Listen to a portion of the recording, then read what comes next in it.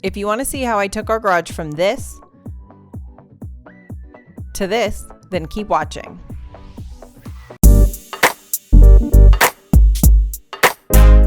Hi, welcome or welcome back. If you're new here, my name is Samantha. My family and I recently relocated from New Jersey down here to Georgia, and I've been working on making our new rental house a home. And in this video, I'm going to show you the conclusion of organizing and setting up our rental garage to be a functional workshop space. If you haven't seen part one of my garage makeover, then I suggest you go down there, you hit the pause button, and you go watch part one before watching this, because I've already made a huge difference in the space. And if you have or haven't watched part one, let's go through a quick recap of what I did, starting by clearing out all the junk and cardboard, moving the tool chest into place, the new workbench, testing out our new layout, and hanging the wall control pegboard that I purchased. I ended the day by building the universal base for my husband's bandsaw, and then that's where I called it for the day. I started day two by putting the bandsaw on that new mobile base that I mentioned. If you watched part one, I put that together at the end of the video, and oh my goodness, it took forever. By the time I got the whole thing put together, I was exhausted. I had to call it for the day. There was no way I was gonna get the bandsaw on it, and I was actually kind of worried that the bandsaw was gonna be really heavy, but I was able to get it onto the base by myself and did a little celebration dance once I did, because now it's super easy to move this around. The next thing I really wanted to accomplish on day two was finish hanging the tool storage that I needed for the wall. So we had this Cobalt power tool charging station in our last house, and I plan on using it again here. So I'm gonna start just by cleaning it all up, wiping it down, and scraping off all the paint from when it was hanging in our last garage. When hanging anything on the wall, you'll notice that I'm using blue tape to mark on the wall. This is a rental, and I do plan on taking all this stuff with us, so obviously I'm gonna have to fill and sand and repaint the holes, but I'm trying to minimize the touch-up work that we're gonna have to do when we move out, and I know that marking and looking for studs is gonna make a lot of marks on the walls, so my plan is to put up blue tape and do all my markings on the blue tape so that when I do my final drilling, then my touch-ups will be extremely minimal when it comes time to move out. That's the great thing about this makeover, is that everything that I'm bringing into the space is all 100% removable. So this is a super renter-friendly way to organize your garage. And I might be spending a little bit of money on bringing in some of these items, but number one, they are really high quality and they're going to last, especially with installing and uninstalling and reinstalling. If you're moving things around a lot, you want to make sure that you're getting high quality items that are going to hold up to that sort of wear and tear. And everything is removable. Nothing is being installed permanently, which is what you want when you're working with a rental space. The only thing I'm going to have to do when we move out is fill all the holes, a little bit of sanding, and touch it up with some flat white paint, and we'll be good to go. Now, once I lined up where the tool cabinet was gonna go and I checked for studs, I realized it wasn't going to hit any, which is a big problem because this cabinet is really heavy. Plus, once it's all filled with the power tools, it is going to be really heavy. So I went to the hardware store, I picked up these super heavy duty anchors, and I have to admit, they looked a little intimidating. They are unlike any anchor I've ever used before, but they were actually really easy to install. They give you all the instructions. Once you drill the proper size hole, you insert the anchor, you pull on the tab in the center until the anchor is fully secured, and then you snap the excess off. And the cool thing is they actually hold up to 800 pounds. This power tool cabinet is actually installed with a French cleat, which made installation super easy because I could attach the cleat to the wall and then I just hung the cabinet on top.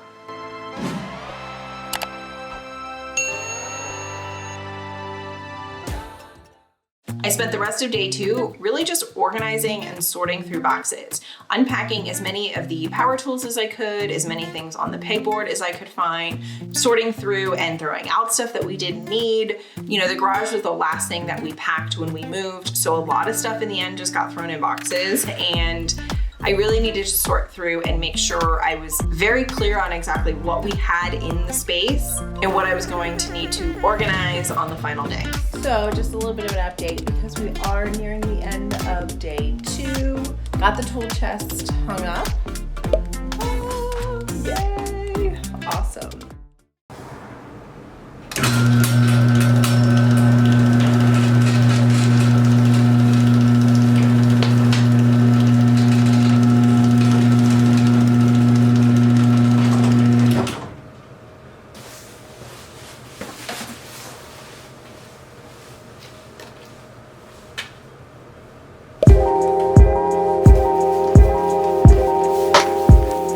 Today is day 3 and the final day on this project. I'm both excited to get it finished, but I'm also super nervous because there still is so much to do. Thank goodness weather was on our side and I was able to open up the garage doors and bring stuff out into the driveway. And the exciting thing is that I actually have help and reinforcements today. Friends of ours actually were able to jump in and give me a helping hand on my final day. They were also awesome in allowing me to store some of these items in their garage space. I didn't want to order stuff online and have it shipped to our house. I wouldn't have any way to hide it and conceal it and store it. So a lot of things that I ordered got shipped directly to them and they stored them for me. So a huge thank you to our friends Ben and Kelly. I seriously could not have done this without them.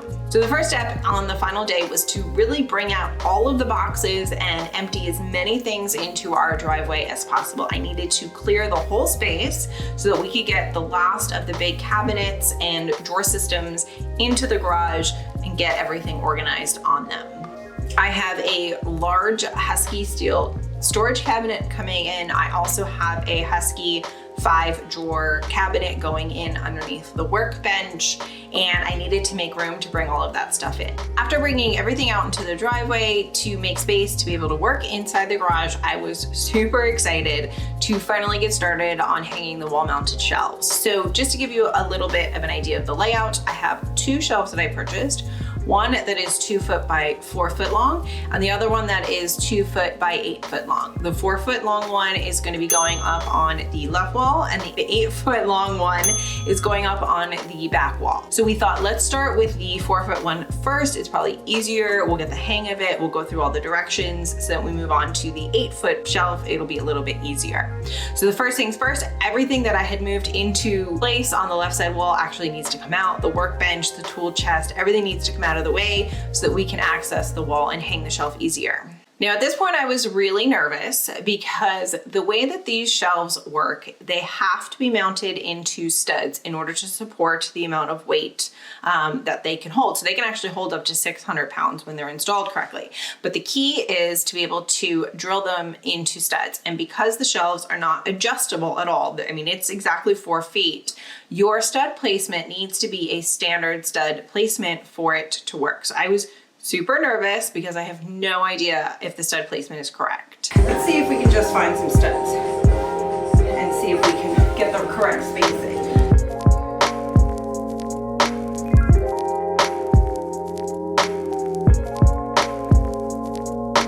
There's no stud in the corner. Like, okay, look. How are there no studs?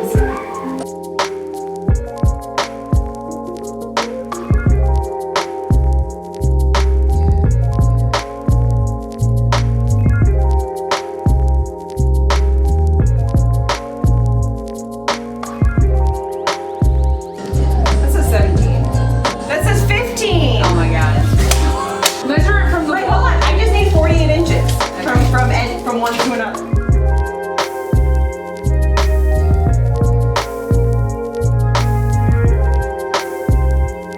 How does that not happen? The goodness is the instruction booklet actually does come with options in this exact scenario.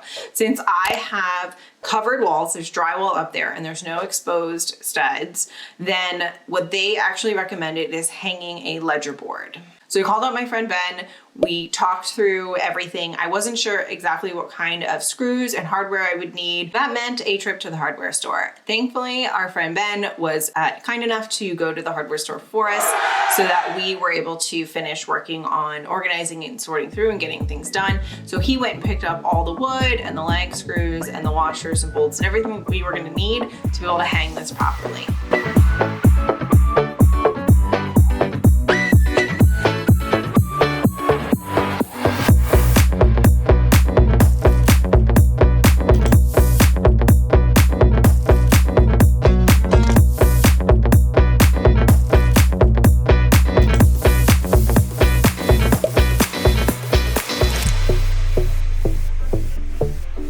So I won't go into every single detail of exactly how to hang these shelves, basically because The instructions that come with it are really detailed and well written, but I will go through a quick summary of what we did. So first things first, we had to cut down the wood, the 8-foot long piece of wood, into 2 4-foot sections so that we could hang them up on the wall. And the key is to anchor this wood into the studs. So it's important that you know exactly where your studs are and that you are properly securing these boards to your studs with the correct length leg screws. And then the plan is to mount and hang the shelves off of these boards.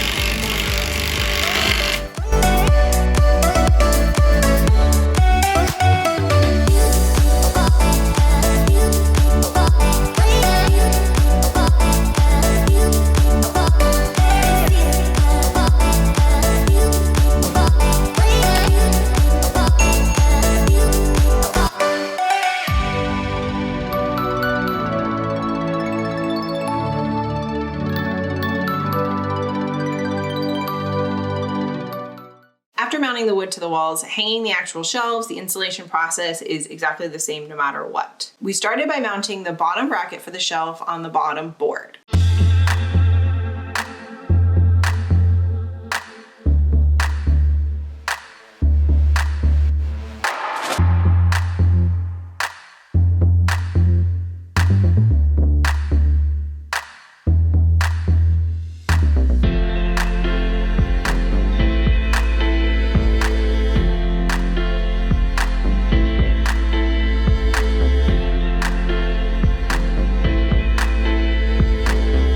From there, we attach the 2 side rails and then the pulleys up on the top board.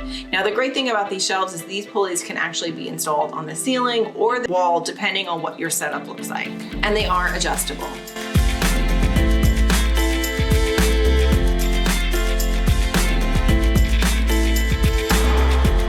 You then install the front bracket piece for your shelf, the cross braces,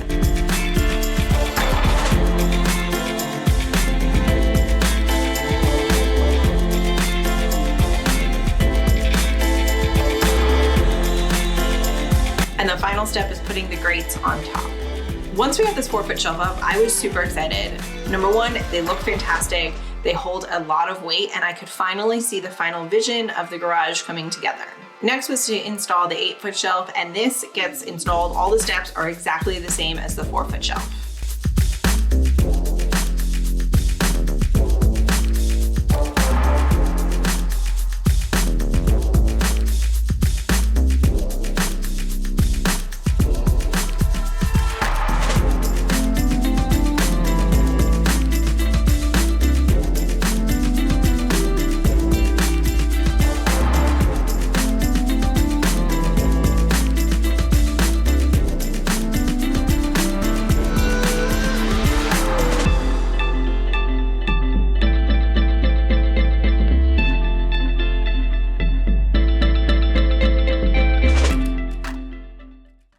Now, after installing this final shelf, we were in the home stretch. I had planned on getting all the shelves up by probably around 2 o'clock in the day. Alexa, what time is it?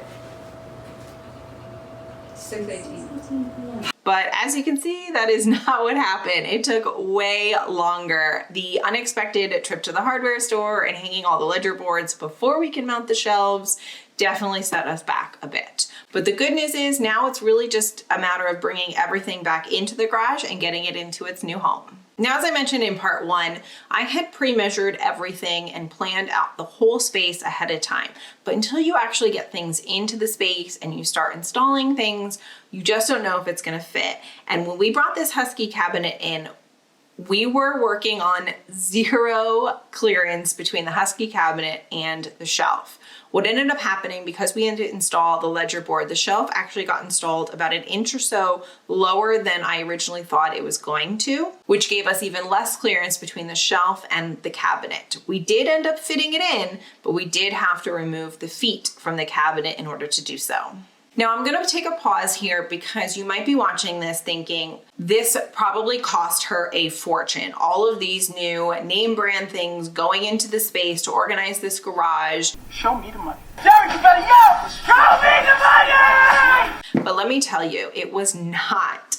I mentioned in the first video that because it took several months of planning to figure this space out, I shopped sales. Everything I purchased, I think except for the base that I had to get on Amazon, was on sale either at Home Depot or I also scoured Facebook Marketplace, and I very luckily stumbled upon wholesalers on Facebook Marketplace. I didn't even know this was a thing, but there are a lot of people that actually resell wholesale of these items. They're brand new, they've never been used. Sometimes there's scratch and dents on them, sometimes there isn't, it just depends.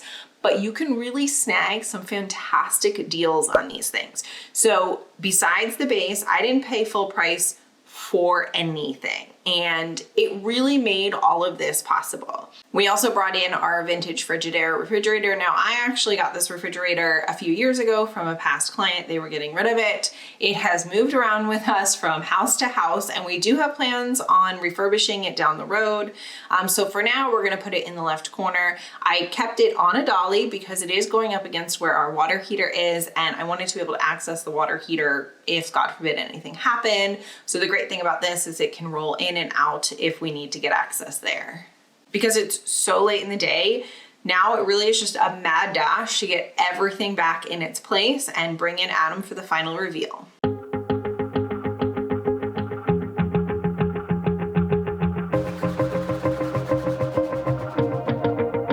Wanna shake the ground, wanna break away, let loose. I'm tired of waiting, gotta make that move.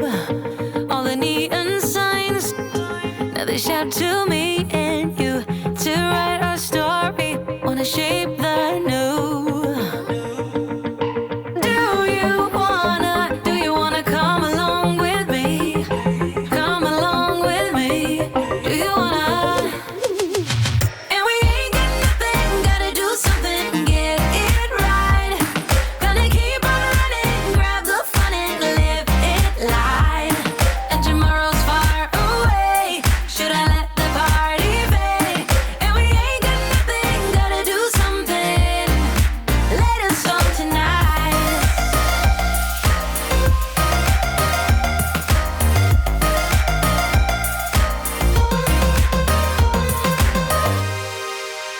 Got a restless mind, and now I won't let go. So let us be crazy before we are cold. You can take us out, your doubts won't hold us down. 'Cause we're gonna light up the sky where we go. Oh, do you wanna come along with me? Come along with me. Do you wanna? And we ain't got nothing, gotta do something, get it right. Gonna keep on running, grab the fun and live it light. And tomorrow's far away, should I let the party fade? And we ain't got nothing, gotta do something, let us on tonight.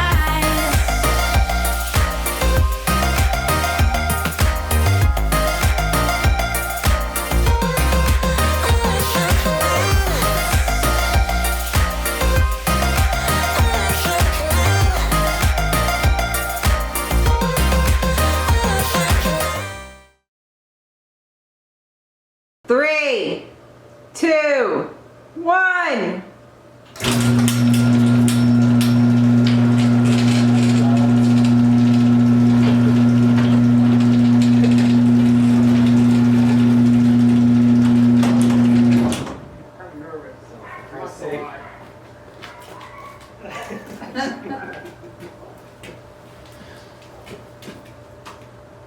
Oh my god. did do a pegboard. How did you fit all this stuff? Wait, I'm so confused. Yeah, that side's a mess. Don't look at that side. That's heavy duty stuff. What did you do?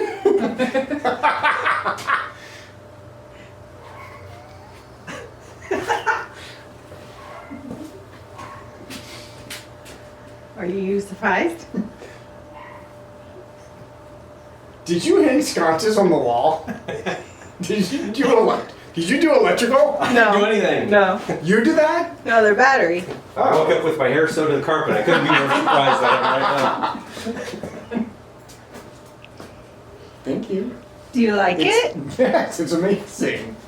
As mentioned, all of the products and everything that I purchased to make this makeover possible, I will link in the description box below. And I just want to say thank you so much for getting through part 1 and part 2 of this video makeover. And I hope there was something in this video or in this garage makeover that inspired you if you are looking for some motivation and tips and ideas to organize your garage.